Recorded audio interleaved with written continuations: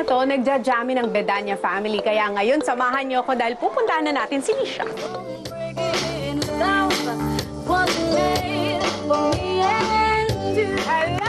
Bedanya family! Hello, hello, hello!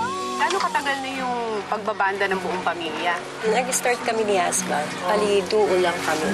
Si Misha, maliit pa. Sinasama namin siya for guesting lang. Hanggang sa nasanay na nasanay. So, naisipan po ng daddy ko, total na para nakikita na din po ako ng potensyal sa pagkanta. Nagbuo na rin po si daddy ng band po namin. At yun din po yung hanap buhay po namin ngayon. Anong tawag din sa banda ng family?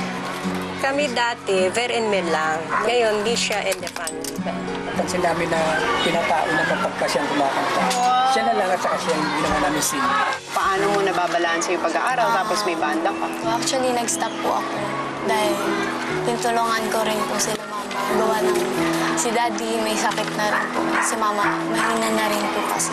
Meron mga tao po na hindi po maintindihan yung sitwasyon ko. Bakit di daw po muna ako mag-aral? Inuna ko daw po ang pagkakanta. Hindi po nila maintindihan. Gawa po ng ako po yung naging breadwinner po ng family po namin. Ayoko po nakikita naghihirap po talaga sila. Di bali na po na ako yung maghirap, wag lang po sila.